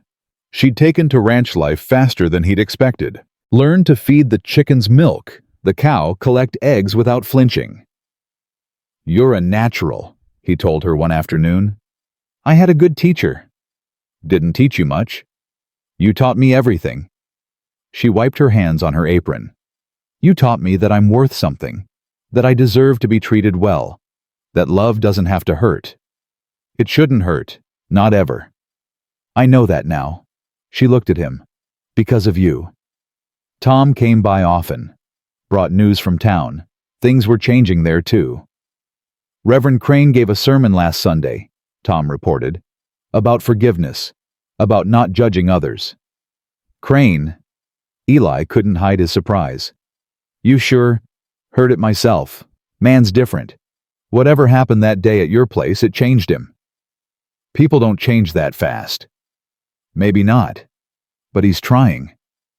Tom shrugged. That's something. It was something. Eli had to admit that. Maggie Holloway became a regular visitor. She'd arrive with fresh bread or preserves, stay for coffee fuss over Lily. She looks more like you every day, she told Eli once. She's not. I know what she's not. I'm telling you what she is. Maggie fixed him with a sharp look. That child adores you, lights up every time you walk in the room. That's not blood. That's love. Eli couldn't argue with that. Summer arrived hot and golden. Lily took her first steps in the yard, stumbling from Abby to Eli and back again, laughing the whole way. She's walking, Abby cried. Eli, she's walking. I see her. I see. He caught Lily as she wobbled toward him, swung her up into his arms. Good girl. Such a good girl. Lily squealed with delight. That night after she was asleep, Eli and Abby sat on the porch. The stars were out. The crickets were singing. I never thought I could be this happy, Abby said quietly. Me neither. After everything that happened, Silas, the town, all of it, I thought happiness was something that happened to other people, not me. What changed your mind? You. She took his hand. You showed me that good men exist, that love can be gentle, that home isn't just a place, it's a person. Abby, let me finish. She turned to face him. I spent years being afraid. Afraid of Silas, afraid of being alone, afraid of everything. But I'm not afraid anymore. Because I know that whatever happens, I have you, and you have me. Always. Always. She smiled. That's my favorite word now. He kissed her under the stars, long and slow and full of promise. I have something to tell you, she said when they broke apart. What? She took his hand, placed it on her belly. We're going to have a baby. Eli's heart stopped. What? A baby. Ours. Growing right here. Her eyes shone with tears. Are you happy? Was he happy? He thought of Catherine, of Samuel, of the family he'd lost, of the grief that had nearly drowned him, and he thought of Abby, of Lily, of this new life growing inside his wife. Happy doesn't even begin to cover it, he said. He pulled her close, held her like she was the most precious thing in the world, because she was. The news spread through town like wildfire. Eli McAllister, the hermit, the recluse, the man who hadn't smiled in 6 years, he was going to be a father again. People came by to offer congratulations, some who had shunned them before, some who had stood with them from the beginning. Eli welcomed them all. You've changed, Tom observed one day. How so? Used to be, you'd barely say 2 words to anyone. Now look at you, hosting visitors, making conversation, smiling. Got something to smile about. Yeah, you do. Tom clapped him on the shoulder. I'm happy for you, Eli, truly. Thanks, Tom, for everything. The way you stood by us. That's what friends do. Still, means a lot. Fall came early that year. The leaves turned gold and red. The air grew crisp. Abby's belly swelled. Lily learned new words every day. The house filled with sounds Eli had thought he'd never hear again. Laughter, singing, the patter of small feet. Life. One evening, Eli found Abby in the nursery. Catherine's old sewing room transformed now.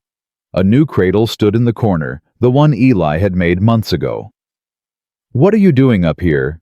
"Just thinking." She ran her hand over the cradle. "About how much has changed. A year ago I was sleeping in your barn, half frozen, terrified. And now you're home.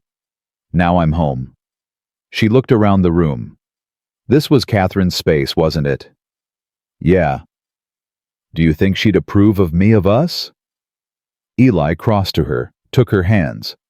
"I think she'd love you. I think she'd thank you for bringing me back to life, for giving Lily a father, for—" His voice roughened. "For making this house a home again. I wish I could have known her. Part of her is still here, in these walls, in this land, in me." He touched Abby's belly. "And part of her will live on in our children, in the love we give them." Abby's eyes filled. "I love you, Eli McAllister." "I love you too, Abby McAllister." She laughed through her tears. "That still sounds strange. Good strange, but strange. You'll get used to it. I hope I never do. I hope it always feels like a miracle." The first snow came in November. Eli woke to a white world, pristine, peaceful. So different from the snow that had brought Abby to his door a year ago. He went downstairs quietly, not wanting to wake his family. But Abby was already up, standing at the window, watching the snowfall. "Couldn't sleep?" he asked. "The baby's restless." She rubbed her belly. "Keeps kicking. Strong, like the mother." Abby smiled. "And stubborn, like the father." Eli stood beside her, watched the snow drift down. "A year ago," he said quietly. "I know. I was thinking the same thing. You showed up half dead in my barn. And now I can't imagine life without you." "Me neither." They stood there together as the sun rose, as the world turned white, as another Thanksgiving approached. "I want to do something," Abby said. "What?" "Thanksgiving dinner. A real one, with our friends. Tom, Maggie, anyone who wants to come." "That's a lot of cooking." "I know, but I want to. I want to celebrate everything we have, everyone who helped us get here." Eli considered it. A year ago he'd spent Thanksgiving alone, eating cold beans by a dying fire, waiting for death. Now he had a wife, a daughter, a baby on the way, friends who cared about him. "All right," he said, "let's do it." Thanksgiving morning dawned clear and cold. The house smelled of roasting turkey and fresh bread. Abby had been cooking for 2 days. Eli had cleaned and chopped and carried until his arms ached, but it was worth it. Tom arrived first, brought a jug of cider and a smile. "Place looks good, Eli." "Abby's doing. You're doing too. You look 10 years younger than you did last spring." "Feel it too." Maggie came next, then the Hendersons from the next valley, then Deputy Shaw, awkward and shy, bearing a basket of apples. "Didn't know if I should come," he admitted. "After everything." "You stood up for us when it mattered," Eli said. "That makes you family." Shaw's face reddened, but he smiled. By noon the house was full, more people than Eli had entertained in years, maybe ever. Lily toddled through the crowd, showing off her walking, collecting praise and treats. "Papa," she called, running to Eli. "Papa up." He lifted her, settled her on his hip. "Having fun, little one. Fun." She clapped her hands. "Fun, fun, fun." Abby appeared at his side, took his free hand. "Look at this," she whispered.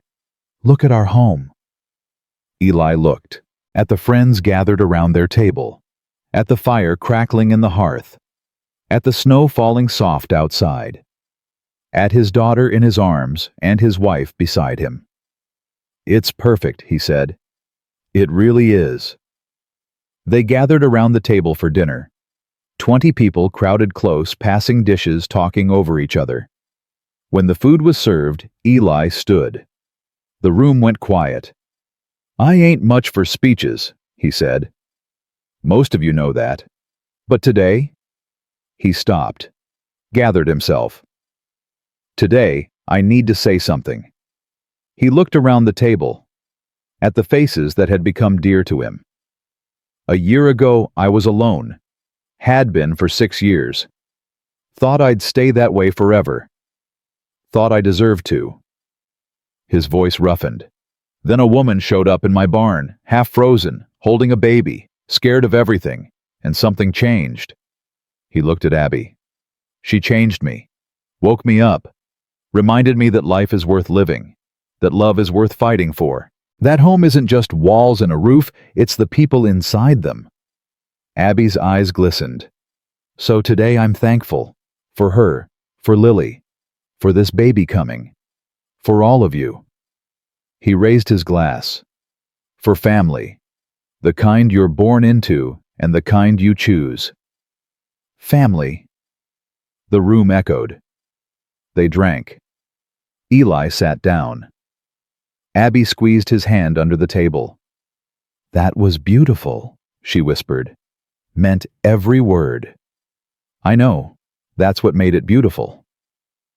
The afternoon passed in warmth and laughter. Stories were told, songs were sung. Lily fell asleep in Maggie's arms, exhausted from all the attention. As the sun set, people began to leave. Handshakes and hugs, promises to come again.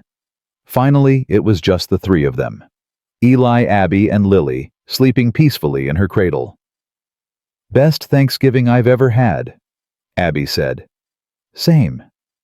Think we can do this every year?" "I'm counting on it." She leaned against him. He wrapped his arm around her. "Eli." "Yeah. I'm so glad I found your barn." "I'm so glad you did too. If I'd gone anywhere else—" "Don't." He kissed her forehead. "Don't think about what might have been. Think about what is." "And what is that?" "This, us, our family, our home." He held her close. "Everything." The baby came in February. A boy, strong and loud and perfect. Eli held him for the first time with shaking hands. This child who was his by blood and by law and by love. "What should we name him?" Abby asked, exhausted but radiant. Eli looked at his son, at his tiny fingers, at his eyes already searching the world. "Samuel," he said quietly, "after my first boy, if that's all right." Abby smiled through her tears. "Samuel, it's perfect." Samuel Elijah McAllister. Eli tested the name. Sam for short. "Hello, Sam." Abby touched the baby's cheek. "Welcome home." Home. The word had meant nothing to Eli for 6 years. Just walls. A place to sleep. A monument to grief. But now, looking around this room at his wife, his daughter, his newborn son, he understood what it really meant. Home was Abby's laughter in the morning. Home was Lily's small hand in his. Home was Sam's first cry, demanding attention. Home was love, given and received, freely, fully. Home was this. Spring came again. The snow melted. The meadow greened. Eli stood on the porch watching the sunrise.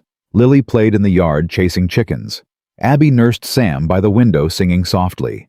A year and a half ago, he'd been dead inside, waiting for the end, caring about nothing. Now he had everything.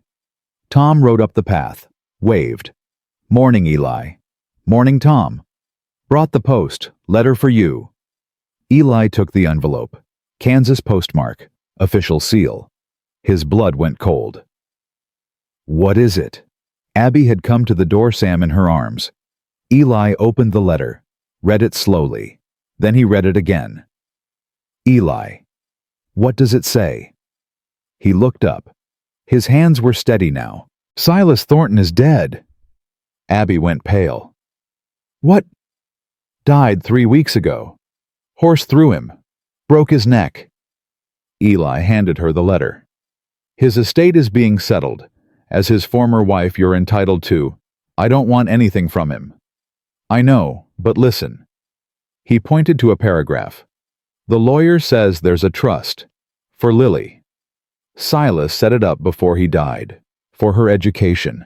Her future. Abby stared at the letter. At the words that meant Silas was truly gone. That he could never hurt them again. It's over, she whispered. It's really over. It's over. She began to cry. Not from grief. From relief. From the release of a fear she'd carried for so long. Eli held her. Held Sam between them. We're free, she said. We're finally free. We've been free since you walked through my door. This just makes it official. She laughed through her tears, kissed him hard. I love you. I love you too. Lily ran up alarmed by her mother's tears. Mama said, no baby. Abby scooped her up. Mama's happy. Mama's so happy. Happy!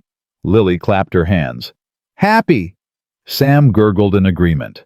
And Eli stood there, surrounded by his family, and felt something he'd thought was lost forever. Peace. That night after the children were asleep, Eli took Abby to the porch. The stars were out. The air was soft with spring. I want to show you something, he said. He led her across the yard to a small hill behind the house. 2 headstones stood there, simple and weathered. Catherine McAllister. Samuel McAllister. I come here sometimes, Eli said, to talk to them, to tell them about you, about Lily, about Sam. Abby squeezed his hand. What do you tell them? That I'm happy, that I found love again, that I'm living the life they would have wanted for me. He touched Catherine's headstone. I tell them thank you, for the years we had, for the son they gave me, for teaching me what love means. Do you think they hear you? I think they're at peace. I think they'd want me to be at peace too. He turned to Abby. And I am, because of you. She wrapped her arms around him. I'm so glad we found each other. Me too. Whatever happens next, whatever happens, we face it together. Together. They stood there holding each other as the stars wheeled overhead. 2 broken people who had found each other in the darkest of times. 2 hearts that had learned to beat as one. 2 lives woven together stronger for the mending. On that frozen Thanksgiving morning, Eli McAllister had found a desperate woman in his barn. Half dead. Holding a baby. Begging for shelter. He'd said 3 words that changed everything. You're home now.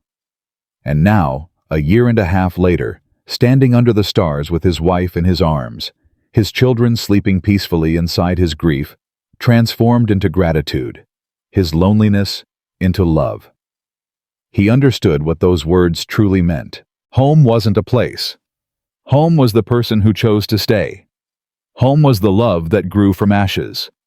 Home was this. Right here. Right now.